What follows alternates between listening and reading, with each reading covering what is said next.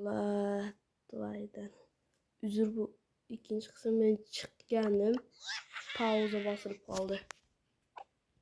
Mana. Basa ol mana. Sizlarga bir taraf ko'rsataman. Oxirgi matchim shu. Mana. Bosdik chiqdi. Mana bu yerda Bibi bor edi. Sochdi Bibidan.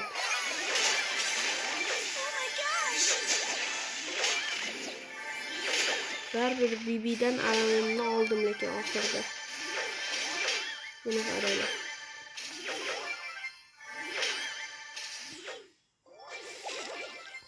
Tabii oturdu.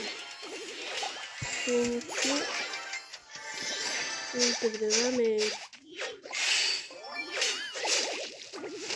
ula bardım arkasından kimin de canım olsa öldürdüm alamım oldu. Hiç kaldı. Sizlerge gapirip oturupman abi. Hiç de bence durdu. Yani Poco'nu ham öldürdüm. Çıktı. Keyin şu har doimgidek bo'ldi oldingi videoda.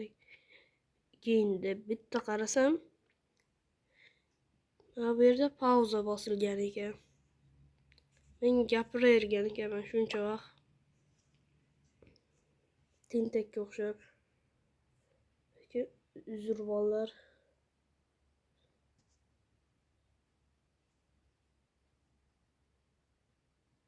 Shu endi nima qilsa bo'ladi? Edgarga berib qo'yaylik. Endi uzr sizlar ko'rilmadi. Chiqdi mana.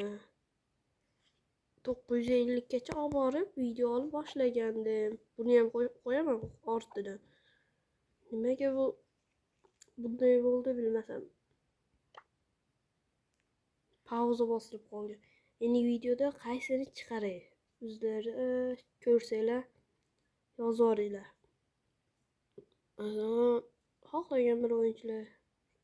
Yana men mana bu o'yinchini oldim. Hali hyper chiqmagan ekan lekin. Mana bu bor. Hali umuman o'ynolmaganlar. Mana.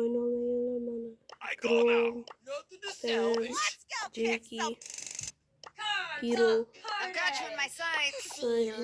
Maple Rose.